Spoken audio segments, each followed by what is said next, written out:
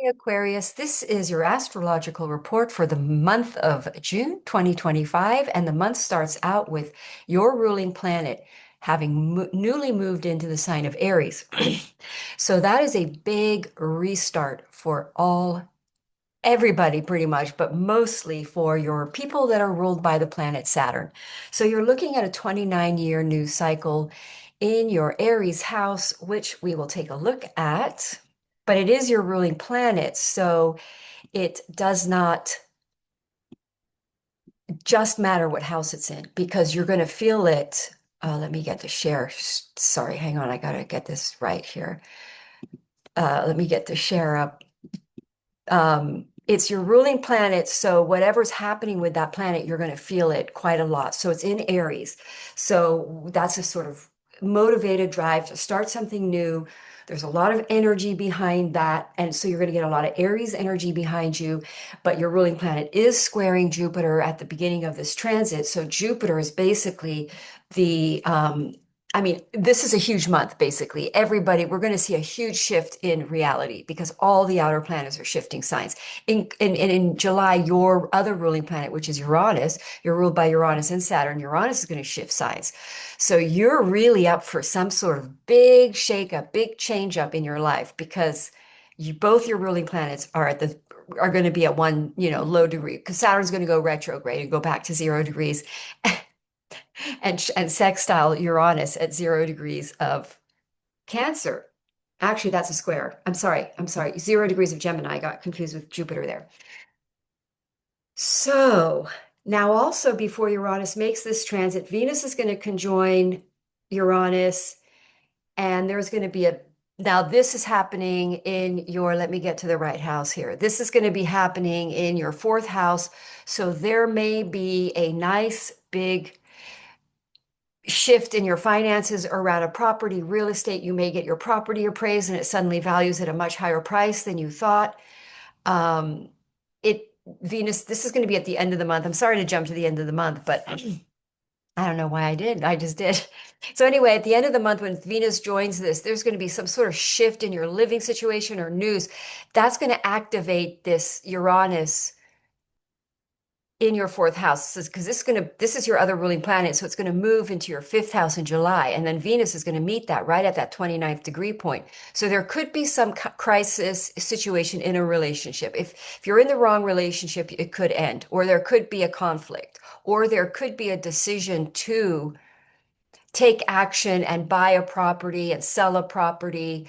Mars is going to move into Virgo in the middle of the month, which puts you in hard work around paperwork, around perhaps refinancing, taking out loans, or dealing with investments in general. Or there is somebody that passes here, and there's an inheritance coming in later. In these eclipses that are occurring in your eighth and your second houses for the rest of the year, there could be some sort of a windfall. The eighth house is sudden windfalls or sudden losses. I'm always going to lean for it depends on your chart. You want to have your chart looked at, when Mars goes into your eighth house, when these eclipses are occurring, so you can really get an idea of what the changes and shifts are going to look like. But you are getting a shakeup around your real estate property with that Venus. Now, Venus is in its good energy, so it should be benefic. It should be positive. I've had Uranus squares ending debts turn into good things. So it just means a big shift, but it could be also a problem. So just heads up on that.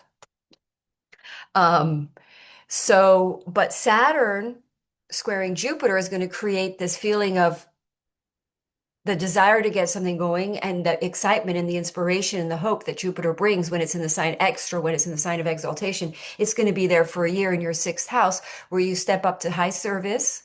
You step up to, shall we say, a new routine in your life that brings you a lot more benefic, more money, more health, very good for your health. Now, sometimes Jupiter in the sixth house, it brings up health problems because what really Jupiter does is expands things. So when it's expanding some issues in your health so that you see them, so that you would make adjustments and you either quit a daily habit, but something, because also the South Node being in Virgo, we're all letting go of old habits that are not healthy for us.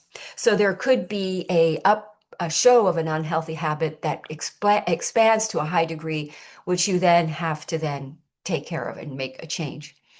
Um, so Venus is going to be traveling your fourth house. So that's going to be a really nice at-home energy, candlelights, eating good food, long baths, maybe gardening, really getting into gardening and being outdoors.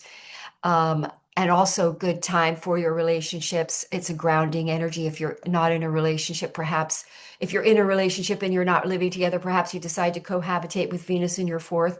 If you're not together, if you're not in a relationship, you're just having a really high quality experience at home. And then Venus is in Taurus, is always bringing financial gains as well.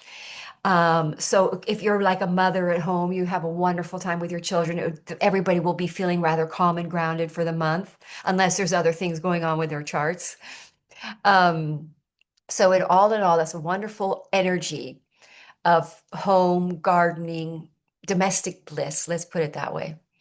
So then Mercury is going to join Jupiter here today, actually. Oh, yeah, today. Here we do. Where's Mercury, Jupiter? Mercury, Jupiter right here. So we're looking at tomorrow and the next day, really throughout the weekend, we're going to have this Mercury Jupiter conjunction, and that's going to, making a building square to that Saturn. And Merc at that 29th degree point, whenever the planets make a 29th degree point, there's some sort of big resolve. And this is Jupiter at the last, it's been in Gemini for the whole year. So now it's going to leave Gemini. So there's some big lessons, some big information, some big decision. Um, Squaring Saturn still, so Saturn isn't going to let it turn into anything yet. I just thought of a really good way to explain the Saturn in Aries. Um, I mean, I guess you could just call it inspired new beginnings, not yet, kind of a vibe, but as soon as that Jupiter gets out of combustion and out of that square to Saturn, which will happen in another week from now to 2 weeks, towards the end of the middle of like the 20th and on, I think is when we're really going to see that clearing of the square, because Saturn will be building a retrograde too. Let's see, when does Jupiter get out of this? See, Jupiter is pretty much out of the square here on June 28th, the end of the month. So we're really looking at things opening up here, well, towards the end of the month. So, but these new beginnings are they're under the ground, they're in the back scene, they're in your mind, they're in the decision. The decisions have been made for these new beginnings with that Jupiter Mercury, especially if it makes a contact in your chart. For me, for instance, it's trines my moon. So I will be having some sort of good news that is emotionally some sort of moon represents Cancer, represents family, maybe some good news from my family. So, all right. So we looked at Jupiter going into your, let's get back onto your ascendant here, Aquarius. Did I go the wrong way? Wait, okay, yeah. Let's get Aquarius back. So now we're looking at the Venus in the fourth. You're going to have this Jupiter. So this is coming in your fifth house. So you may hear some news about a creative project. You may get good news that like, for instance, if you're a writer or you're an actor, you win a audition, or you get good news that brings some sort of luxury, some sort of money, some sort of financial gain here, because this is making a nice angle to Venus. Jupiter has still got this sextile to Venus, so there could be some very nice news. All things fifth house, which is entrepreneurial, creative ventures, a relationship, a friendship. Maybe because it's making that sextile to Venus, a friendship turns into a romantic, committed situation, relationship. And then we've got that squaring to Saturn still, which again is delaying things and making sure we're in alignment and that we're just not rushing into these new ideas that aren't going to last and they just collapse if we don't do it properly. Um, so we do have this powerful full moon. It's kind of a truth bomb full moon in Sagittarius. And where is Sagittarius? Over your 11th house. Wow, full moon. So you're going to see some sort of truth on the internet, social media, news, or in your networking tribe, your group. You're going to find out some sort of information from friends or tribes or knowledge. You could either um, discover a relationship through the internet because of that Jupiter and that Venus sextile, some sort of online when Venus at the end of the month conjoins Uranus, if you're single, that is a good time to go online. It's a very good chance you meet your person. I have absolutely done readings for people and told them to go online, and they have met their person. So it works. Like a dating app. So yeah, so you're going to have this full moon in your 11th house, which is wow, like really a big dream come true. Realizing some big goal is in your grasp, and that you have, shall we say, a chance at some humanitarian dharmic calling that just opens up for you and gets you on a journey with your ruling planet at 1 degree, 0 degrees Aries. You're ready for these brand new beginnings. You're inspired. You're excited. Some big truth is revealed that you may not have wanted to get behind because you weren't sure if it was true or not. Now you do, and now you get behind some cause, some global initiative involved with your tribe, or you get on social media, and your social media platform has a nice big expansive result that you have maybe started on that new moon. But that is a windfall. That's a nice win of some sort, a lucky win to have Sagittarius over your 11th house and having that activated. I mean, that's like lucky, right? And don't forget this full moon. Well, I reported in other posts that it squares the nodes. So this is destiny changing full moon.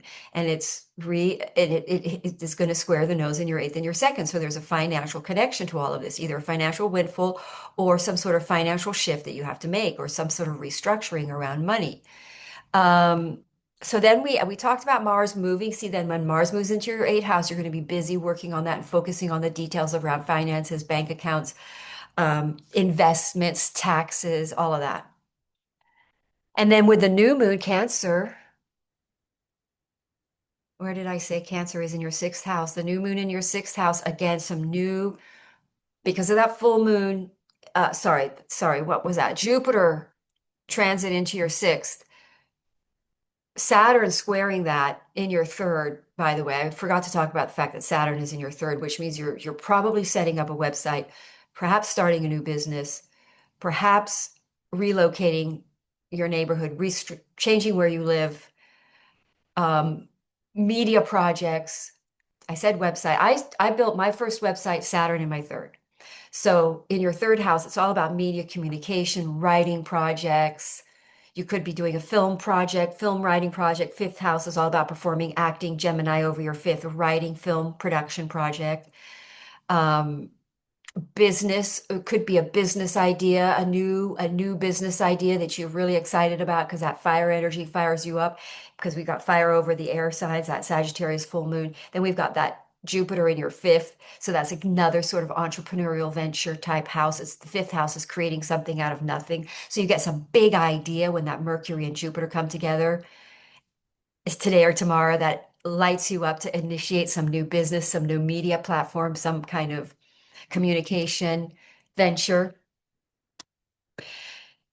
And so, yeah, that is the new moon. Oh, yeah. So the new moon in your sixth house is going to be some sort of new habit, new routine, maybe these new beginnings with that Saturn there, because it's going to square your Jupiter when it goes into your sixth house. You're going to have to change your routine. You have to change your day to day.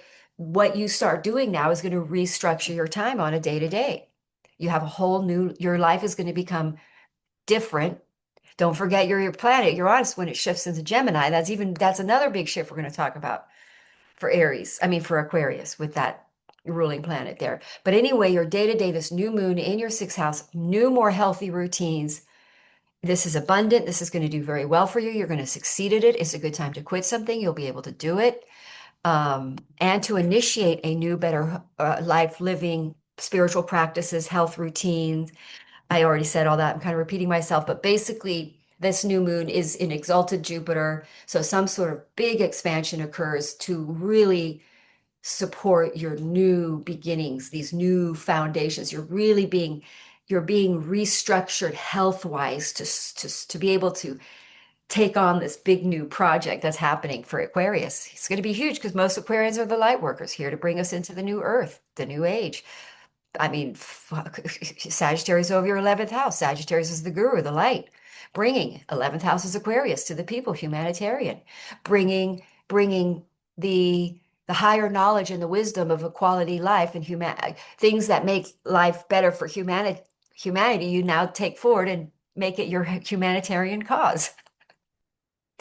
So I hope that is inspiring for you. And we do have that Mars squaring Uranus coming up. When does that happen? Mars is going to square exact Uranus on, I think that might be next month. But if that's this month, that is going to be a challenging transit, which we did talk a little bit about. Yeah, that's going to happen June 12th. Actually, that happens next week. So that's a challenging transit for you because that is your ruling planet. So watch out for that. And it's potentially conflicts with home and relationships or partnerships or contracts. Have a wonderful month. And if you would like a personal reading, feel free to contact me. My information is below. Do give me a like, please, and subscribe. And do ask and leave a comment if you like. Ask a question and leave a comment. All right. Have a wonderful month. Till next time, namaste.